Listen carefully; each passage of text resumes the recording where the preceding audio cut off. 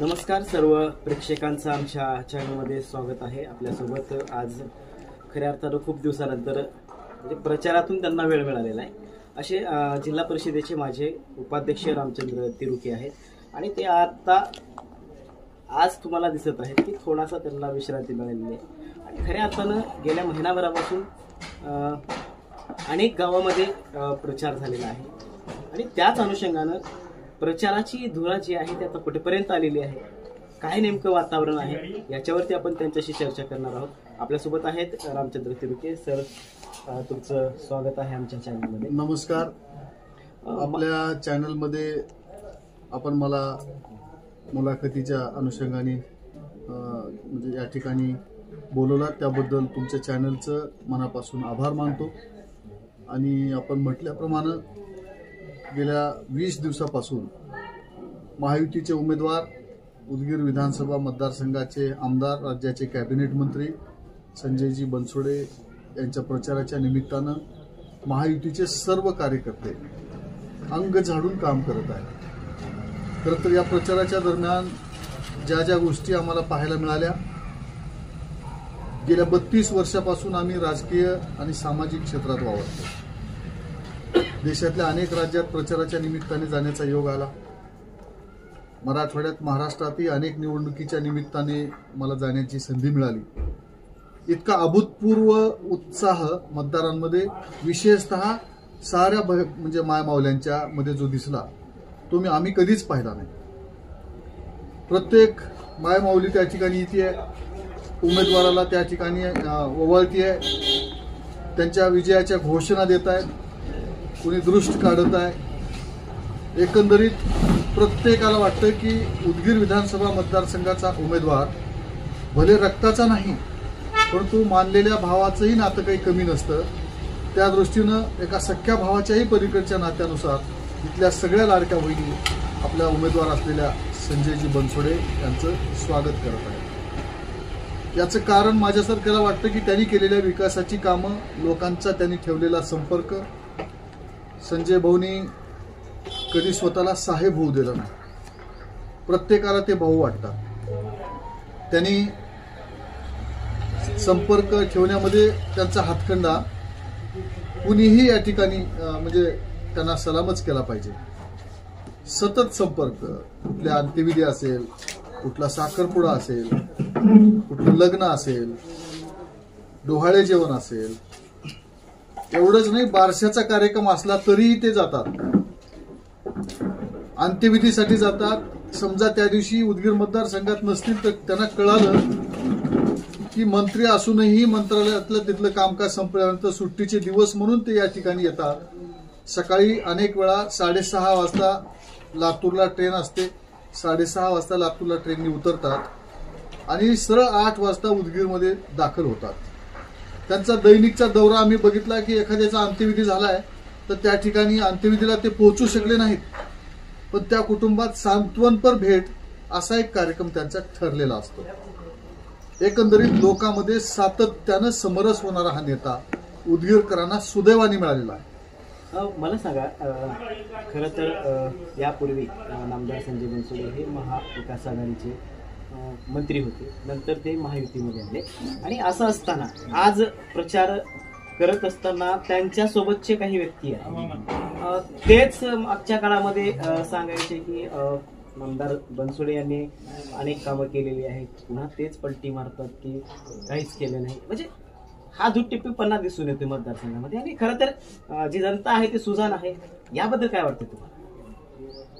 खरं बोलायचं झालं तर मागच्या म्हणजे 5 वर्षापूर्वी साधारण 2019च्या निवडणुकीत महाविकास आघाडीचे ते उमेदवार होते आणि साहजिकच आम्ही महायुती म्हणून युती म्हणून मागच्या वेळेला निवडणूक लढवली। आम्ही अत्यंत प्रामाणिकपणाने आमच्या युतीचं काम केलं।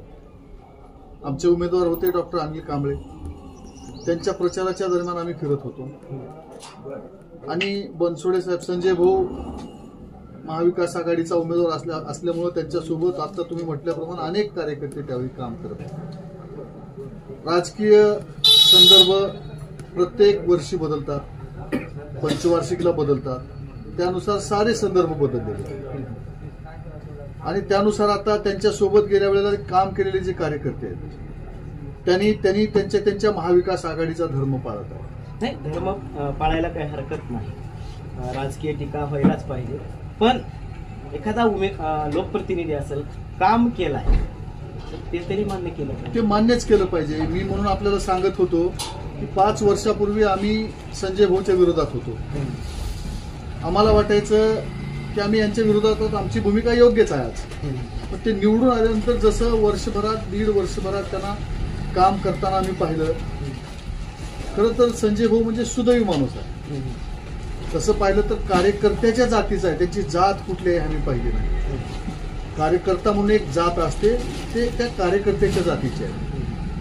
गेल्या 30-32 वर्षापासून तोही एक संघर्षशील कार्यकर्ता म्हणून संपूर्ण लातूर जिल्ह्याला, मराठवाड्याला, किंबहुना महाराष्ट्रातल्या त्यांच्या पक्षातल्या सर्व नेत्यांना ते माहिती आहे. आणि म्हणून ते पहिल्यांदा 2014ची इथं निवडणूक लढवली त्यांनी. त्यानंतर त्यावेळेला पराभव झाला. पराभवाने ते खचले नाहीत, त्या पराभवाची सल मनात ठेवली नाही. तर जेवढ्या मतदारांनी त्यांना त्यावेळी मतदान केलं होतं 2014ला, त्या साऱ्या मतदारांचा आदर करत, प्रत्येकाचा आभार मानत संजय भाऊ 5 वर्ष फिरले. कोणाच्या अडीअडचणीत गेले, सुखादुःखात सहभागी झाले. त्यांनी केलेल्या त्या कामामुळं 2019ला त्यांना पुन्हा राष्ट्रवादी काँग्रेस पक्षाने उमेदवारी दिली. आणि मग 5 वर्षाचा त्यांचा संपर्क, स्वभाव आणि लोकांमध्ये मिसळण्याची त्यांची जी पद्धत आहे, हातोटी आहे, ती सर्वांनी मान्य केली. आणि 2019ला ते विजयी झाले. विजयी झाल्यानंतर सुदैव असं राज्यमंत्री झाले. 2-2.5 वर्ष काम करत असताना त्यांच्या कामाकडे बघितल्यानंतर आम्हीही कार्यकर्ते आहोत, आम्हाला त्यांचा हेवा वाटायला लागला. पण आमचा नाविलाज होता, कारण ते आमच्या युतीमधले नव्हते, आम्ही त्यांच्याकडे जाऊही शकत नव्हतो. पण कार्यकर्ता असावा, नेता असावा तर संजय बनसोडे सारखाच असावा असं आम्हाला वाटायचं. आणि सुदैवानं आता महायुती झाली आहे. 2024ला आम्हाला एवढ्या चांगल्या उमेदवाराचा प्रचार करण्याची संधी मिळते, हे आम्ही आमचं भाग्य समजतो. आणि त्यांनी केलेलं 5 वर्षातलं जे भरीव काम आहे, आपल्याला माहिती आहे की उदगीरमध्ये त्यांनी उभ्या केलेल्या गगनाला गवसणी घालणाऱ्या गगनचुंबी इमारती असतील, गावागावात जोडणारे वेगवेगळे रस्ते असतील, हायवे असतील, पिण्याच्या पाण्याच्या इथल्या सगळ्या लोकांना त्यांनी म्हणजे केलेली व्यवस्था असेल. राज्यमंत्री असताना त्यांच्याकडं पाणी पुरवठा विभाग होता. या जिल्ह्यात पाणी पुरवठ्यासाठी त्यांनी पैसा कमी पडू दिला नाही. मग उदगीर मतदारसंघाचा आमदार म्हणून अजून थोडा हात ढिला सोडला. त्यांनी बारूलचं पाणी आपल्या उदगीरमधल्या सगळ्या गावांना पुरवठा झाला पाहिजे. भविष्यात 50 वर्ष कितीही दुष्काळ पडला तर सगळ्या गावाला प्यायला पाणी मिळालं पाहिजे, या हेतूने त्यांनी साधारणपणे 600 कोटी रुपयाची योजना मंजूर केली. त्या योजनेचं काम त्या ठिकाणी सुरू आहे. महायुती मध्ये तुम्ही भारतीय जनता पक्षाचे आहात आणि अजूनही काही कार्यकर्ते थोडेसे नाराजी व्यक्त करतात. नाही, अशी नाराजी वगैरे काही नाही. म्हणजे साहजिकच भाजपच्या कार्यकर्त्याला, मलाही ते वाटत होतं की महायुती असली तरी महायुतीला या ठिकाणी भारतीय जनता पार्टीच्या कमळाला उमेदवारी मिळावी. उमेदवार कोण आहे हा महत्वाचा भाग नव्हता आमच्यासाठी. कमळाच्या चिन्हावर या ठिकाणी निवडणूक त्या उमेदवारांनी लढवावी. आम्हाला काही अडचण नव्हती. समजा कमळ हे चिन्ह राहिलं असतं आणि संजय भाऊ उमेदवार राहिले असते, अधिक जोमाने आपण त्या ठिकाणी काम केलं असतो. आज कमी करतो असं नाही, आजही आम्ही सर्व कार्यकर्ते काम करत आहोत. त्यांच्या बाबतीत कोणी कार्यकर्ता नाराज असल्याचं मला दिसलं नाही. फक्त कार्यकर्त्यांना वाटत होतं की इथं भाजपचं कमळ हरवू नये, म्हणून सर्व कार्यकर्ते कमळाच्या फुलावरचं या ठिकाणी आपला उमेदवार राहावा या आग्रहास्तव काम करत होते. मग तुम्हाला माहिती आहे की विश्वजित गायकवाड म्हणून जे आपले उमेदवार होते त्यांनी भाजपकडे मागणी केली. जवळपास भाजपकडून 10 लोकांनी उमेदवारी मागितली. त्या सगळ्यांची योग्यता होती. प्रत्येकाला वाटत होते की आम्हाला उमेदवारी मिळाली पाहिजे. त्या प्रत्येकाची ती क्षमता होती. पण पार्टीने निर्णय घेतला, महायुतीला उमेदवारी दिली. आणि तुम्हाला माहिती आहे की 10-11 जणांनी आपला उमेदवारी अर्ज मागे घेतला. नुसतं मागे घेतला नाही, संजय भोरा जाहीर पाठिंबा दिला. आज ते सारे उमेदवार पण कामात आहेत, त्यांच्या सोबत असलेले सर्व कार्यकर्ते पण आज कामात आहेत महायुतीचा विजय व्हावा. एकंदरीत सर्व कार्यकर्त्यांना वाटतं की महाराष्ट्रामध्ये महायुतीची सत्ता आली पाहिजे, जी सत्ता सामान्य माणसाचं कल्याण या ठिकाणी सातत्यानं त्या कल्याणाचा विचार करत असते. लाडकी बहीण योजना सुरू झाली महाराष्ट्र शासनाच्या महायुती सरकारची. त्या लाडक्या बहीण योजनेचे 90,000 फॉर्म या ठिकाणी प्रशासनामार्फत संजय बनसोडे साहेबांनी भरून घेतलेले आहेत. त्या साऱ्या लाडक्या बहिणी आज या आपल्या उमेदवाराच्या विजयासाठी रात्रीचा दिवस करत. सगळे कार्यकर्ते कामात आहेत, कोणी नाराज वगैरे नाही. अंतिम टप्प्यामध्ये प्रचार आलेला आहे. 20 तारखेला मतदान होणार आहे आणि 23 तारखेला तर निकाल लागणारच आहे. प्रचाराचं अंतिम टप्पा, मतदान 20 तारीख. खरं तर एक सांगायचं म्हणजे संजय भाऊ या निवडणुकीच्या निमित्तानेच प्रचार करतात असं नाही. माझं तर असं म्हणणं आहे, 5 वर्ष उमेदवार असल्यासारखं त्यांनी प्रचार केलेला आहे, प्रवास केलेला आहे, काम केलेलं आहे. केवळ त्यांच्याकडं आवाज नाही, प्रवास आहे. सातत्यानं प्रवास केलेला. आणि मग आता अंतिम टप्पा हा त्यांचा 2019ला सुरू झालेला आहे बरं का. आणि म्हणून त्यांचा अंतिम टप्पा वगैरे काही नाही. सुरुवातीपासूनचं जे त्यांचं वातावरण आहे तेच वातावरण आहे. माझा असा विश्वास आहे की लोकांनी ही निवडणूक हातात घेतलेली आहे. प्रत्येकाला वाटतं मी उमेदवार आहे. जेव्हा लोक असं हातात घेतात निवडणूक, तेव्हा तो विजय प्रचंड मताने असणार आहे.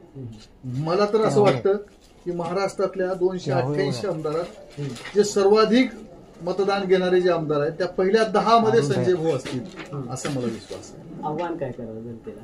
लोकांनी विकासाला मतदान करावं, लोकांनी संपर्काकडे बघावं, लोकांनी चारित्र्याकडे बघावं.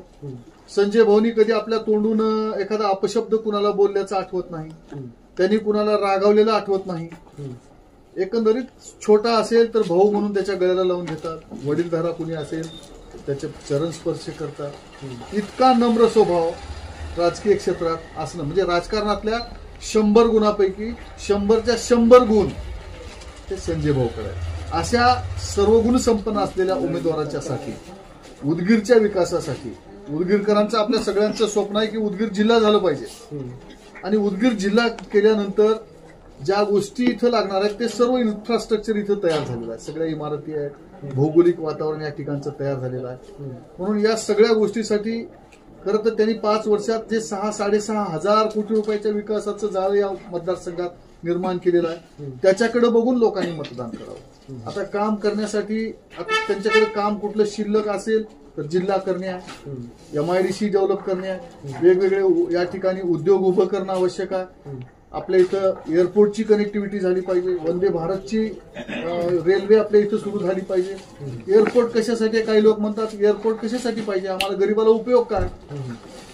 कशासाठी पाहिजे तर MIDC इथं निर्माण होईल, हजारो कोटीचे प्रोजेक्ट या ठिकाणी येतील. जेव्हा एखादा उद्योग उभा करायचा तर त्या ठिकाणी तो उद्योगपती बाय रोडने येण्यापेक्षा विमानाची कनेक्टिव्हिटी असेल तर लवकर येऊ शकतो. या सगळ्या गोष्टीसाठी आपल्याला इथं करायचं. आम्ही ग्रामीण भागामध्ये फिरत असताना अनेक तरुण आम्हाला भेटतात आणि त्यांचा एक प्रश्न आहे सगळ्यात महत्वाचा, बेरोजगारीचा. यावरती काय? बेरोजगारीवर मात करण्यासाठी MIDC डेव्हलप करणे, इथं वेगवेगळे उद्योग उभं करणं हाच एकमेव पर्याय आहे. तर प्रत्येक तरुणाच्या हाताला काम आहे. त्या दृष्टीनं त्यांची पावलं या ठिकाणी उचललेली आहेत. म्हणून मला विश्वास आहे की पुन्हा एकदा संजय भाऊ बनसोडे या ठिकाणी विजयी होणारच आहे. महाराष्ट्रात सत्ता येणारच आहे. सत्ता आल्यानंतर ते कॅबिनेट मंत्री, आज त्यांच्याकडे 2 वेगवेगळी चांगली मस्त खाती आहेत, त्याच्यापेक्षा अधिक ताकद असलेली खाती निश्चितच मिळतील असा मला विश्वास वाटतो. म्हणून सर्व मतदारांनी कुठलाही विचार मागचा पुढचा न करता, मागे कोण काय केलं हे बघण्यापेक्षा या 5च वर्षात त्यांनी केलेलं काम 50 वर्षाचा बॅकलॉग भरून काढू शकतं. ही माझ्या दृष्टीनं मला वाटतं की उदगीर विधानसभा मतदारसंघाची ही 5 वर्ष रिझर्वेशनची आहेत. त्याच्यानंतर कदाचित हे ओपन होऊ शकतं. 33% जे महिलाचं आरक्षण केंद्र सरकारने त्या ठिकाणी म्हणजे विधेयक पारित केलेलं आहे, त्याची अंमलबजावणी होईल. त्याच्यानंतर मग या उदगीरची विधानसभा महिलेला सुटेल का पुरुषाला सुटेल, परंतु आरक्षण निश्चित बदलेल. परंतु या वेळेला 5 वर्षासाठी संजय भाऊला जर संधी मिळाली तर पुढची 50 वर्ष उदगीरमध्ये कुठला विकास, एखादी काम राहिलंय असं म्हणण्याची आपल्याला गरज पडणार नाही असं मला वाटतं. तर हे होते जिल्हा परिषदेचे माजी उपाध्यक्ष रामचंद्र तिलके. आपण त्यांच्याशी चर्चा केलेली आहे. खरं तर सर्व गुण संपन्न असणारं व्यक्तिमत्व उदगीर विधानसभा मतदारसंघातल्या नागरिकांनी मतदारांनी निवडून द्यावं असं त्यांचं मत आहे. मी बसवेश्वर डावळे आणि माझ्यासोबत माझे सहकारी सुधाकर नाईक, उदगीर.